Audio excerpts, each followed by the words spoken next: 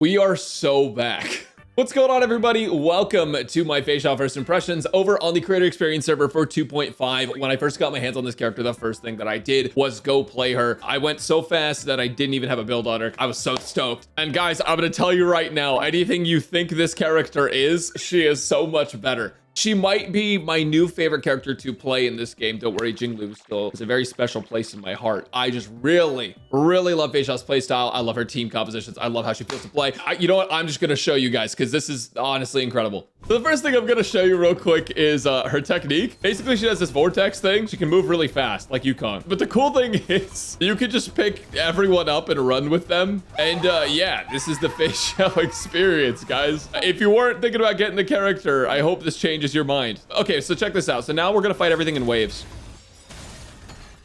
Or they're just going to immediately die. That's another thing that can happen. But basically, you'll go right into combat, and then you'll have a bunch of waves. Once you clear them out, you get a ton of stuff. But look, battle 5 of 8, 6 of 8, 7 of 8. These guys instantly go down, and boom. So that's 8 of 8 waves complete, and just look at the drops. So many of these guys pop up. It's so funny. Not quite as fast as Acheron, but also not as technique point intensive. So, you know, maybe trade-offs there. All right, so let me give you a walkthrough of exactly how she works here. So basically, Feixiao is a follow-up attacker. It's going to be a hunt, wind, DPS, and I'm sorry, Blade, your days are over. I'm just kidding. Blade is fine as a second DPS, but Feixiao does bring a lot of damage to the table. Here's what I'm going to do. I'm going to go ahead and open up with Robin's skill because we want that. That's Von Walk Robin. Then we're going to go ahead and give the Boba Tea to Feixiao, and hopefully she'll like us. By the way, look at that stance. I will show you in just a second when it's her turn. She's so cool, man. She's so sick. All right, so here we are on Feixiao. Now, first off, I'll just show you guys real quick. These are the 2 attacks. I love how just confident she is. This is what her stance looks like in the character screen. For the showcase, I'm using Cruising in the Stellar Sea, so free to play accessible. She is E0. And I'll quickly go over what her skills do. First off, her basic attack, normal basic attack. She's not an enhanced basic attack or anything. But the most important thing that I want to get into before I talk about her skill, ultimate, is going to be her talent. It's also going to give her a special mechanic that makes it so that anytime one of your allies attacks, she gets to use a follow-up attack. Now, she can only do one of those for every one of her turns. Let's say March 7th attacks, then she does a follow-up with her talent, and then she doesn't get that follow-up again until it's her turn or until her turn is passed. It does a decent amount of wind damage, but it also increases her damage dealt by 60% for 2 turns at talent level 10, which is super cool. And let's also talk about the stacks of Flying Arias. I mentioned that she has sort of this like special ultimate gauge. Basically, it's the same thing as Acheron, where she doesn't actually have energy. She has a point system. She gains points based on every 2 attacks that allies do. Now, this counts for follow-up attacks too. So if you're playing a follow-up attack team, you'll stack up her ultimates really fast and consistent. You can ult with this character a ton.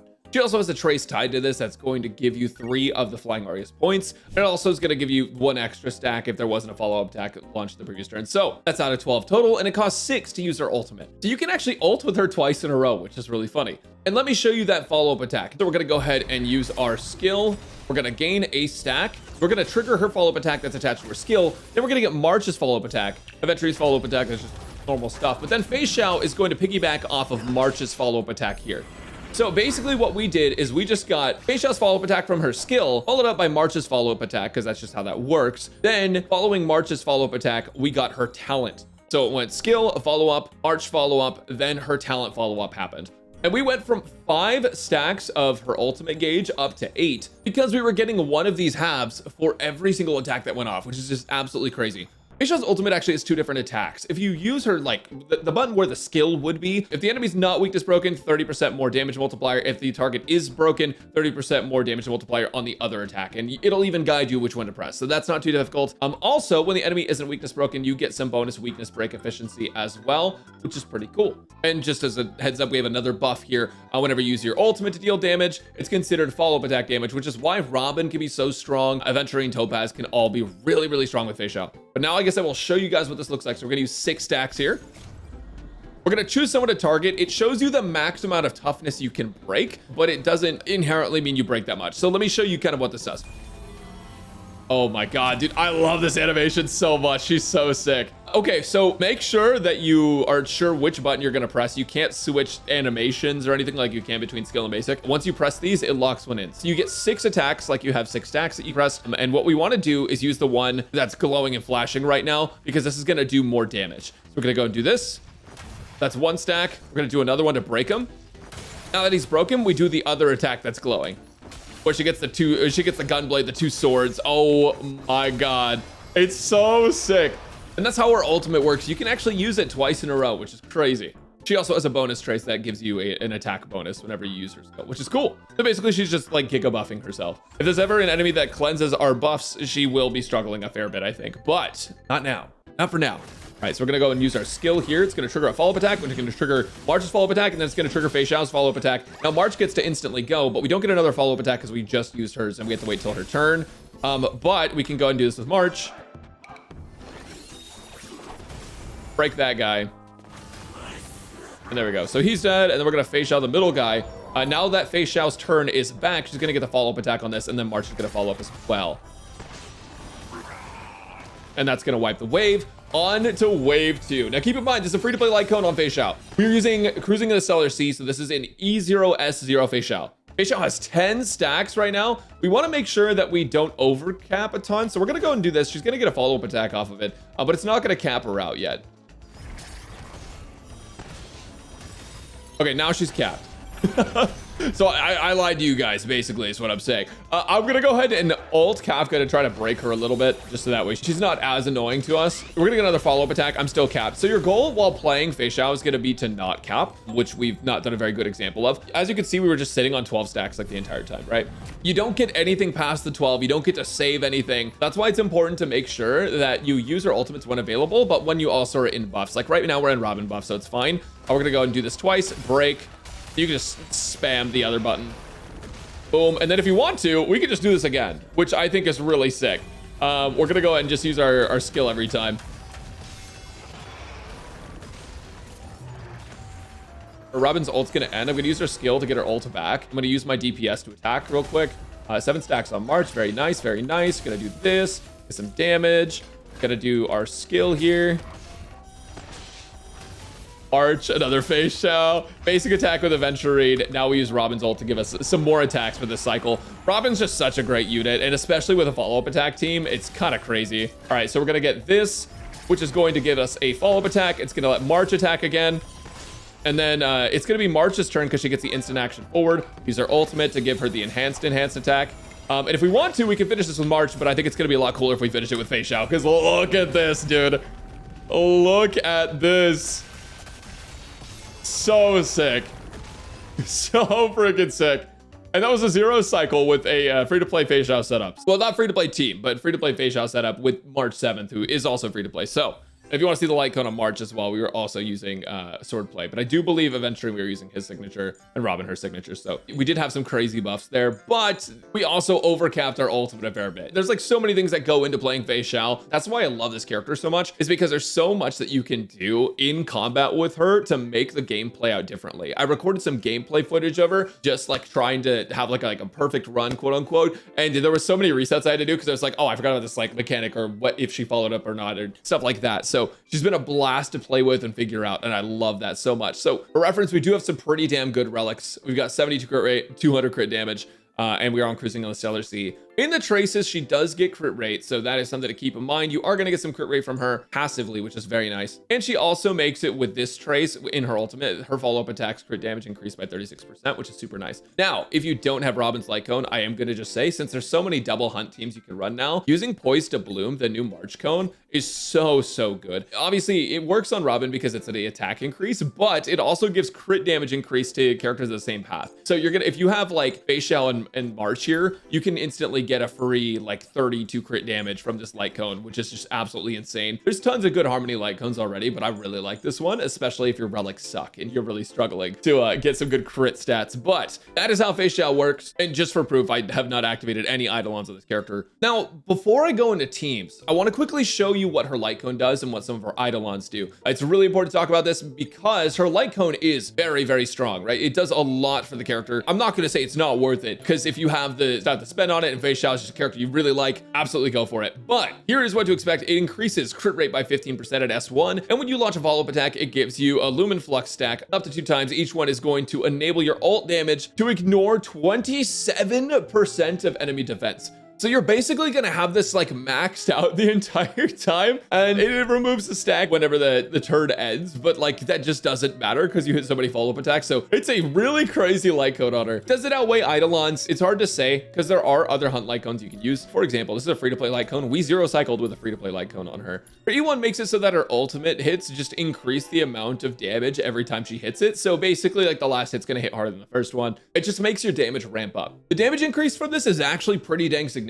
It's not gonna be game breaking by any means, but it is significant. You will notice a difference for sure. Now this one, E2, feels pretty crazy to me. I haven't actually tested it personally, but it makes it so that every instance of follow-up attacks that you launch by your allies, you're gaining an additional 1 point towards their ultimate. This makes your ultimate stack up a lot more. And if you're playing in a follow-up team, you can really spam a lot more ultimate damage out on Feixiao. If you're playing like March and you're playing Aventurine, they can trigger up to 6 times per turn, which is crazy. 6 times for Feixiao's turn. So you're going to be getting a ton of points towards their ultimate. And it's hard to quantify because it depends on the team you're playing. But if you are playing an optimal follow-up team with her, E2 is going to make a pretty big difference. It might be 1 or 2 more ults in a zero cycle, considering you're playing optimal, you get to the second wave, etc., depending on your team. So with that in mind, it is very good. Not a must-have by any means, though. You guys saw E0, S0, we already cleared. E3 is going to be an ultimate and basic attack level up. E4 is going to make it so that the talent follow-up attack increases toughness reduction when it launches and gives you a speed buff. This will make it like harder if you want to technically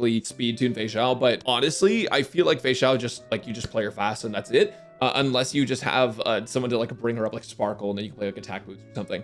E5 is going to be skill and talent level up, and E6 is going to be like ridiculous, obviously, as it should be if you're spending like $1,000 to get here, right? Increases all type res pen of ultimate damage dealt by Feixiao up by 20%. If you have her light cone and you're already ignoring defenses and then you increase res pen too, that is absolutely crazy. And it also makes it so your follow-up attack damage counts as ultimate damage as well. So that's going to increase the damage of that. And lastly, it's going to increase the damage multiplier of the talent, which is crazy to me. Between light cones and eidolons, honestly, I'll have the answer for you in my guide, and that'll be out on release, so I would check there. Right now, I lean towards the light cone because there are so many other hunt characters that want cruising at the Stellar Sea. But if you have someone else's light cone and you can afford to give this to her, maybe it's an eidolon angle if you want to go that way. Lastly, let me show you her build so that way you guys know kind of what you're aiming for if you want to start pre-farming for her with like the week left that we have, or use your self-modeling resin and stuff. So in this video, I was using Duran and the Wind Soaring Valorous set. And now in my last video, I was like, oh, you don't need to farm these sets because like not a ton of characters use them. This is one of the characters that can use them pretty well. So if you've been farming for Firefly, you probably have a decent amount of the Wind Soaring Valorous, and you might also have a decent amount of Duran. The reason I went Valorous is because it's an attack buff and it increases crit rate and damage dealt by ultimate, which is her whole thing. And then we get so many follow-up attacks that Duran ends up being really good. If you want to know what I use for this video, crit damage, speed, wind damage, and attack, but attack boots might also be really, really good. It kind of depends on your team. Like if you're playing Sparkle, you're probably going attack boots. If you want to, technically, you can also use like Pioneer, Diver of Dead Waters if you have debuffs on your team, aka someone like Topaz, or if you like play Pela, but I don't recommend it just because if you're playing double DPS, usually you don't have a ton of debuffs. You might have a few. It's not as consistent as if you were playing like single DPS with a debuffer and then like also some other dedicated characters for this. Follow-up set is also okay if you want to use this. You can also mix and match the follow-up set with other sets, the attack set, the wind set, stuff like that. And of course, if the enemy is quantum weak, the quantum set is also going to be fine, but we'll get into this in the guide video. I almost forgot to give you some light cone options. So if you have any of the Hunt 5-star light cones except for Boot Hills, those will all be good. Like if you have a spare Topaz light cone or something, for example, cruising the Stellar Sea is going to be probably your best free-to-play option unless you have some gacha cones, because technically speaking, against one target, swordplay can be better, but then also that accounts for you having better crit stats. So cruising the Stellar Sea is probably going to be your best bet as a free-to-play. If you manage to get Sleep Like the Dead, the standard 5-star gacha cone, that one's decent. Return to Darkness is pretty good. River Flows in Spring is like okay if you just don't have a lot of options. There's so many good hunt cones for her. It's honestly fine. But yeah, she's probably, because she's going to be a hard-hitting DPS character, if you don't have her signature and you don't have any of the premium 5-star light cones, you probably just give her cruising the Stellar Sea. And in general, if you want to be 100% accurate and just know for sure, wait for the guide video. It's going to be out with the day she releases. Lastly, let me tell you about her teams. Is she free to play friendly? Honestly, yes, but also no. So here's what I have to say about this. Basically, Feixiao is a character that works with a lot of different characters. Anyone that does follow-up attacks like our March 8th here, even like Herta, Himiko, Dr. Ratio, Aventurine, anyone that buffs follow-up attacks, you have your like Topaz, even like potentially Yunli and stuff, which I haven't really tested, but I'm just saying anyone that uses follow-up attacks, right? This character is great with them because more attacks from your team, follow-up attacks included, means more ultimates for her, which means more overall damage output. But by that same token, if you want to have an optimal team, you need Aventurine. Unfortunately, like if you want to have like a really optimal team, you want to have the best team possible for Feixiao, Aventurine is a game changer for this unit. And then like if you want to be super optimal, characters like Robin and Topaz are just so big for this character. Having follow-up attack buffs, having more follow-up attacks to trigger, these things are all super helpful. But because she has so many characters that work with her, that does mean that she's pretty accessible for most accounts, even if all the characters that you play her with aren't free-to-play characters, save for March. And also Mose looks like he works really well with her as well from my testing that I did. But I'll talk about Mose more in a different video. Basically, she does have a lot of flexibility in what teams you can put her in. It's just that her optimal setup is optimal for a reason, right? Like playing her with Aventurine is going to be really big. If you play her with Topaz Robin, this is the team that I had the most success with. You absolutely don't need any of these characters, but if you really want to optimize her, you definitely want to try and get characters like Aventurine and stuff. Aventurine is just such a good unit to have overall. He works with so many different teams, but with Feixiao specifically, really great. Now, some team examples, you can use March 7th Aventurine Robin. You can also replace March 7th with Topaz. You can also replace Topaz with Mose. And if you want to, you can play Hoho. Now, Hoho doesn't get her full value because you don't have an actual energy bar on Feixiao. But if you want to play Hoho here, that's fine because you still will get the 40% attack bonus to Feixiao, which will still be really beneficial. And obviously the debuff cleansing is really good. Otherwise, it just doesn't really matter kind of who you play right now. Now, other supports that are going to be Disney are actually characters like Bronya, for example. Bronya has action forward, she has attack buff, she has crit buff, she has damage buff. She's a really good character, and Sparkle is in the same boat. The nice thing about Sparkle is you're not going to worry about skill points as much, and she does end up being a little bit better. Actually, it's a lot a bit better in this case with Feixiao specifically, because then you just like hyper speed Sparkle, and then she is your Feixiao speed. So anytime you can action forward your Feixiao, that's going to be what happens. But characters like Robin are going to be really good. Ruan Mei is also going to be a fantastic support for her, and you guys know who the good supports are in this game. I will say Tingyun, you probably don't run Tingyun with her. Tingyun has a battery, which can be really helpful for most characters, but not for Feixiao, because Feixiao doesn't really need energy, because she does a whole different thing with her ultimate. So would I call her better than Boothill? To be honest, since they both fill different niches, it's hard to say, because I know Boothill can pump out 300 to 600k damage with one basic attack in the right situations, and she does that in her ultimate, but she also has a lot of follow-up damage. Honestly, like they both kind of fit different roles, and because we're not just like forcing physical damage against everyone, forcing wind damage against everyone, now that we're kind of picking our weaknesses to try and optimize for floor 12, because they are making floor 12 a little bit more difficult, especially if you're a free-to-play player, like you do have to kind of try and keep up. It is good to just have elemental coverage and just have multiple different elements. But if you want more info on all the teams, the builds, the light cones and stuff, that's all gonna be in my full guide. So, and other than that, guys, thank you guys so much for watching. Let me know if you're pulling for Feixiao, and I will catch you guys in the next video.